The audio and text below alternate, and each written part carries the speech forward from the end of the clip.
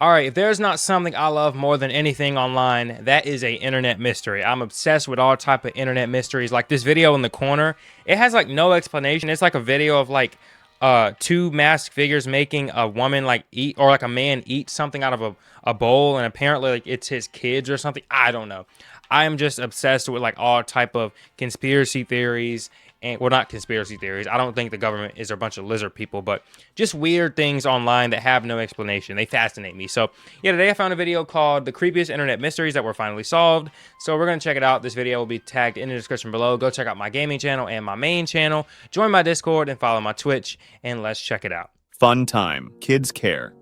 On a normal street in Salt Lake City, you could see a brightly painted building with neon I always care. found that so gorgeous, having a city with the mountains in the background. That's so gorgeous. A normal street in Salt Lake City, you could see a brightly painted building with neon green walls and purple doors. Above the entrance, a sign read, "Fun Time Kids Care." At first glance, it looked like a typical daycare center, but as locals drove past it day after day, they started to notice something very strange. No one ever saw a single child playing in the fenced yard. The playground equipment sat empty and covered in dust. The windows were entirely blocked Well, they're having a good time inside. out from the inside using faded drawings and thick curtains, preventing anyone from seeing what was going on inside. Naturally, people began to talk. The mystery eventually found its way to the internet, where amateur detectives started digging into the background of the daycare. That is when things got much weirder. When people searched for the business online, they found Like a money laundering business. website that looked fake and poorly thrown together. The phone numbers listed on the site would often ring endlessly, or someone would pick up and immediately hang up. The strangest clue of all came when people searched through public import records for the address. They found a shipping log showing that over 8,000 pounds of cheap plastic jewelry had been delivered to the daycare. People wondered why a small local daycare would need literal tons of plastic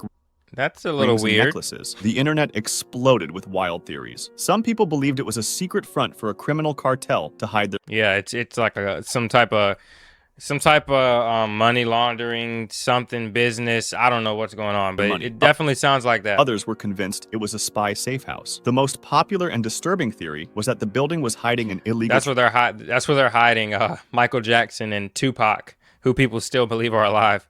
trafficking ring. The rumors grew so huge that people's what? theory was that the building was hiding an illegal trafficking ring. The rumors grew so huge that people started visiting the building in person to take photos, peek through the covers, and harass Or just kick the door down. I feel like if this was today, a bunch of TikTokers would just kick the door down and run up in there. whoever was inside. The situation got so out of hand that police and local officials had to step in and clear the air. The truth was finally revealed, and No, were they paying off the cops to drive the people away from it there? wasn't a dark conspiracy at all. It turned out the building was purchased years earlier by a man who wanted to give his elderly mother something to do after she retired. They decided to open a real daycare. Because they did not need to make a large profit, they only took in a very small number of kids at a time. This explained why the playground always looked empty and why the business had almost no public presence. As for the thousands of pounds of plastic jewelry, it was simply a side business. The owner imported cheap items in bulk to sell online for extra cash, and he just used the large daycare building as a storage space for the boxes. Mortis.com. Wow. Back in the early days of the internet, people stumbled I really thought it was like some gambling, underground gambling operation or something. for the boxes. crazy. Mortis.com. Back in the early days of the internet, people stumbled upon a website that felt incredibly unsettling. If you typed Mortis.com into your browser, you were met with a completely black screen. The only thing on the page was the word mortis, which translates to death in Latin, written in plain white text. If you clicked on the word, a username and password box would pop up. People naturally wanted to know what was hiding behind the login screen, and when people started digging into the website code and the server it was hosted on, they discovered something completely baffling. The server holding the website contained huge amounts of locked files. People immediately started wild theories about what could be hidden inside. Some thought it was a secret government database, some that it was a repository of illegal material, while others believed it was a hub for international spies. A massive group of amateur internet detectives decided they were going to crack the password and uncover the truth. They used special programs to guess thousands of passwords, but the security was surprisingly strong, so they decided to investigate the owner of the site instead. Public web records showed the site belonged to a man named Thomas Ling. As the detectives dug into his name, they found that his server was linked to several other strange websites. One site just showed a picture of a chess piece, and another site referenced dark fantasy. So this is like just something he did as a joke or like as for fun. He just made like a website for people to, Oh, let's see what conspiracies they think they make of this. Monsters. Even weirder, they traced the server connections to physical addresses across the country. It's weird. It's like raining outside, but it's like sunny.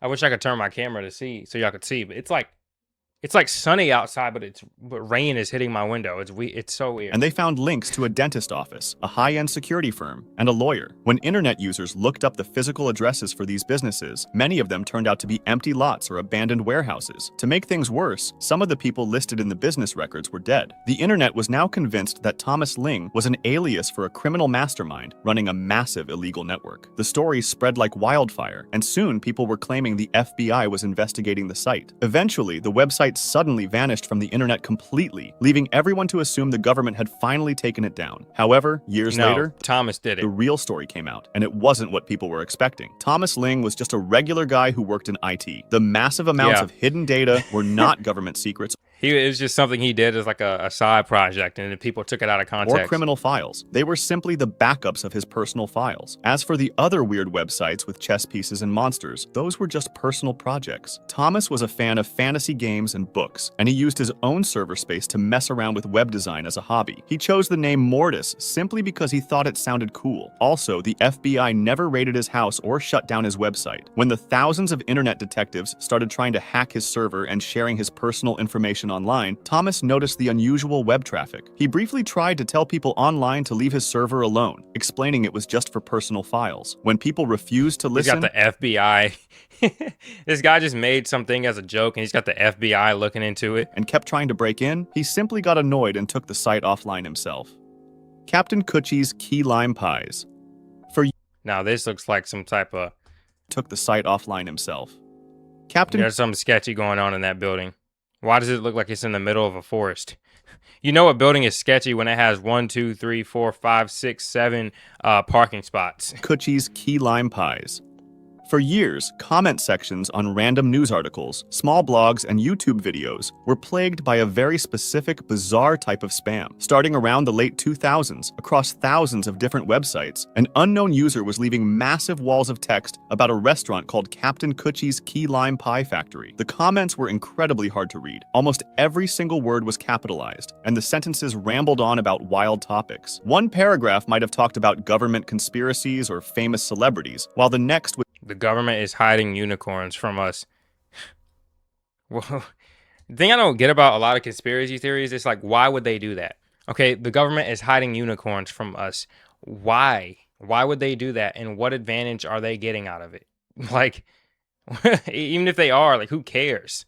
Suddenly switched to praising the unbelievable taste of Captain Coochie's Key Lime Pie. At first, people just brushed it off as normal internet spam, but as the years went by, the comments never stopped. They kept appearing on cooking forums, small local news sites, and even random art pages. Because the messages were so widespread and lasted for over a decade, people realized this was not just a passing joke. Amateur internet detectives gathered to figure out what was happening. The first major clue was the sheer volume of the comments. Many users theorized that it had to be a bot, designed to automatically post spam across the web. However, people noticed that the comments would occasionally reply directly to other users and change topics based on current events. A simple spam bot from that era would not be smart enough to do that. The mystery deepened when people started looking so it's an actual person closely at the language. Some believed the rambling stories were actually coded messages. They thought international spies or criminal groups might be using the public comments to communicate, using the phrase key lime pie as a secret code word for something illegal. To get to the bottom of it, people decided to search for the restaurant itself. Surprisingly, they found that Captain Coochie's was a real place that used to be located in North Carolina. However, oh my God, that's where I live. Public records showed that the restaurant had closed its doors years before the weird comments even that's where I live. Oh my God. Began appearing online. This discovery only confused people more. Why would a criminal ring use a closed-down restaurant as their secret code? Or if it was an advertising campaign, I could have guessed it was North Carolina by the trees. This is how all of North Carolina looks in like November, December. It's just like forest and like, well, it depends on the part of North Carolina you live. But if you live in the mountain range area, it probably looks, even the middle of North Carolina. I live like kind of toward, I'm like an hour and a half away from the beach.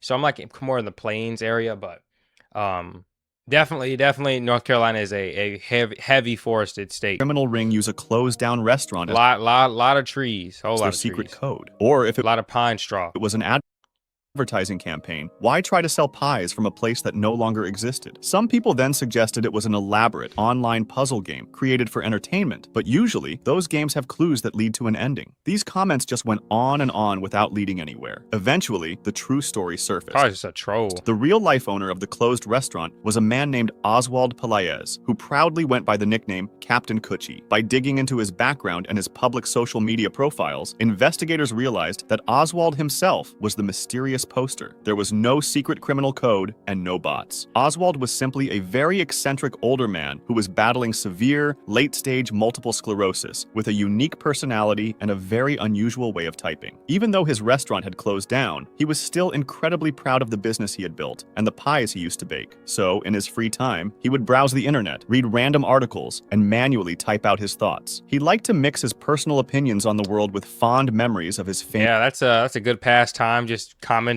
on videos. famous key lime pie. He did this for years. Nowadays, your comment would never be seen. Back then, there was probably like 25,000 people on YouTube. Nowadays, you leave a comment, it's getting no likes. No one's gonna look at it. simply because he enjoyed it. Blankroomsoup.avi. This is okay. These two are bangers. The back rooms.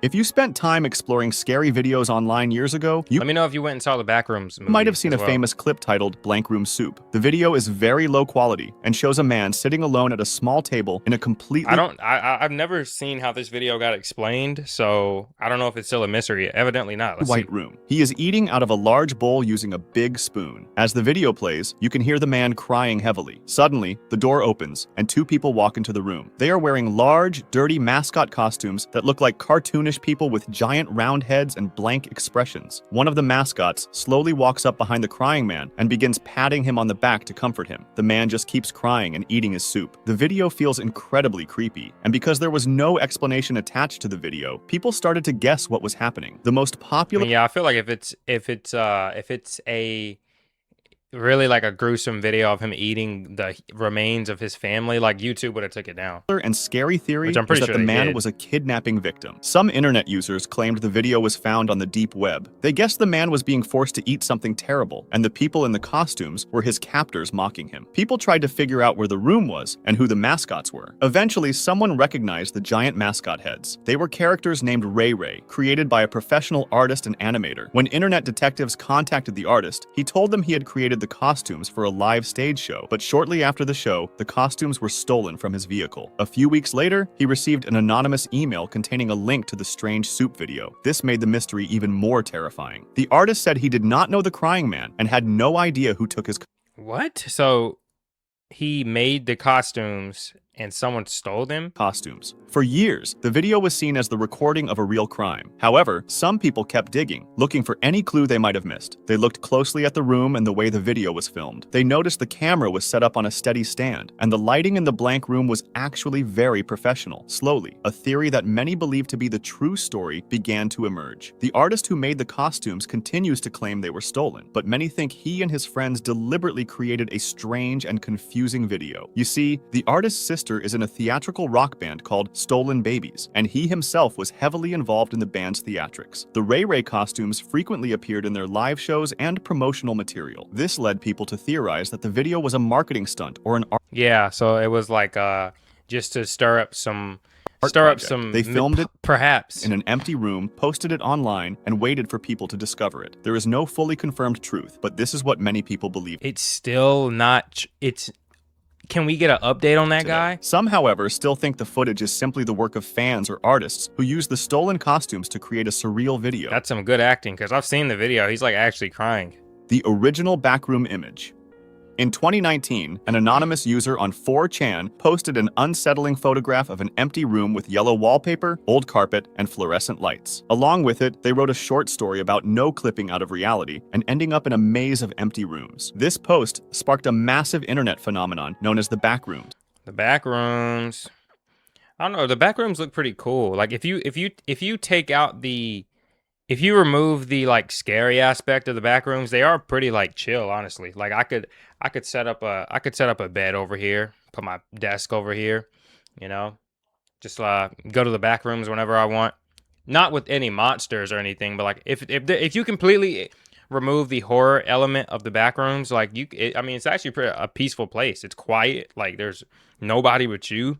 As the legend grew, a real mystery emerged. No one knew where the photo was actually taken. For years, Just CGI. reverse image searches failed because the original source was buried under millions of reposts. People theorized the image was generated on a computer or a secret room in an abandoned office building. The mystery seemed impossible to solve until a group of internet Or it might be real. researchers on a Discord server changed their strategy. Instead of just reverse searching the image, they looked for its digital fingerprint. They found an early archive of the 4chan post from 2011, which revealed the original file name. This pointed 2011. to the photo being taken by an early 2000s Sony digital camera. The researchers began searching for this specific file name, and a researcher found a 2019 tweet that had linked to a defunct website for a store called Hobbytown in Wisconsin. Because that website was long gone, the team used the Wayback Machine to look at captures of the site from 2003, and the truth was finally revealed. The photo was taken inside a building that used to be a furniture store. The store was being renovated to become the Hobbytown shop, and during the construction, the owner snapped a series of photos to document the progress of the renovation and uploaded them to the shop's website Really? to show customers the new space. John Tyler. That's how this. So that this is supposed to be a. This is a furniture store. And uploaded them to the shop's Hold website. on, hold Furniture on. store. The truth was finally revealed. The photo was taken inside a building that used to be a furniture store. The store was being renovated to become the Hobbytown shop, and during the construction, the owner snapped It used to be a furniture store. Okay, so that must be why the Backrooms movie is based on like a furniture store. series of photos to document the progress of the renovation and uploaded them to the shop's website Wow. to show customers the new space. That must have been creepy. This was a furniture store? This is weird. I don't like this at all. What kind of store? Who wants a store that looks like this? I don't know. I mean, it probably looked better when they actually had furniture there, but I mean, now that we created all the backroom lore, it's pretty creepy. John Titer. This case is unusual, as it would normally be dismissed as someone lying, but John Titer. This case is unusual, as it would normally be dismissed as someone lying, but the facts aligned so well that this was not the case. In the early 2000s, a user named John Titer appeared on internet message boards with a very weird claim. He said he was a soldier from the year 2036 and claimed he was on a military mission to the year 1975 to pick up a specific vintage computer called the IBM 5100. He explained that he only stopped in the year 2000 to rest and visit his family. When users asked him questions about the future or how his machine worked, he gave highly detailed scientific answers. He even posted photos of his time machine. It was a heavy, ugly metal box stuffed into the back of a normal car, complete with printed caution labels and confusing instruction manuals. However, the biggest reason people believed him was something else. John said his future timeline needed the old IBM computer to fix a massive software bug. He claimed that specific machine had a hidden hardware feature that allowed it to translate very old computer languages. When computer experts read this, they were shocked. It turned out that the IBM 5100 actually did have that exact secret feature. Only a very small handful of high-level computer engineers knew about it, and because internet searches were still very basic back then, it seemed impossible for a random person to know such an obscure piece of technology history.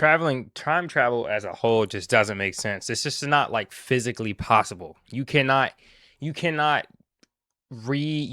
send yourself back. Like I will never be able to go back to tomorrow, no matter how hard I try. I can live a day similar to yesterday, but like I can't go back to I just said go back to tomorrow. I'm so dumb. I can go back to yesterday. Like you can't. I just don't. There's a lot of time travel conspiracies. Like I know that one where it's like a crowd of people and the guy has like a phone, it looks like, but you can't tell because it's like an old camera. So it's like, I don't know, man. Let me know in the comments. Do you guys believe in time travel? John also made several dark predictions about the future, and after answering questions for a few months, he announced his mission. Oh, let me guess, aliens. Was over, logged off, and was never heard from again. For years, people debated if he was actually real. However, as time went on, his terrible warnings about wars or destroyed cities didn't come true. But how did he know about some guy messing with people online? IBM 5100 feature? People began searching for clues. Then, a few years after John vanished, a company called the John Titer Foundation appeared and published a book collecting all of his internet posts. Investigators managed to track down the business records for the foundation, and they discovered the leader of the company was a man named Larry. Then they looked into Larry's family, and they found out that his brother was a highly experienced computer scientist. Suddenly, for many, the entire mystery made perfect sense. Yeah. The theory was that He's not a time traveler. the two brothers had teamed up to create the ultimate internet character, and that the computer expert brother used his deep knowledge of vintage technology and physics to write highly believable scientific posts. Larry and his family have consistently denied, and still deny, being behind John Titor, but many people still believe they were They're just lying. involved, even though there is no definitive confirmation. There is. You cannot time travel. If you want to discuss He was literally wrong about everything he predicted. That right there proves this he was video not or time traveling. suggest an idea for the next one, join my Discord. Link in the description. Banger video, man.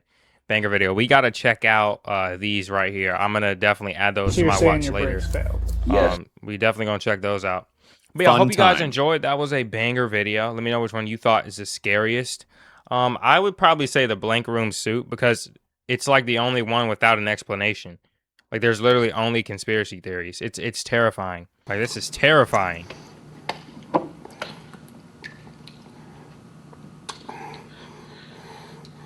I mean, he said it looks like the camera is propped up on a tripod. It looks like it's sitting on the table. The comments are on. I mean, this is obviously a repost. I like how they made him eat with a comically large spoon. People are just... He's just sad and his homies are trying to make him feel better. Well, yeah, that's terrifying. Anyway, I hope you guys enjoyed. And until next time, have a great day. And join my Discord. Go check out my other channels. And peace out.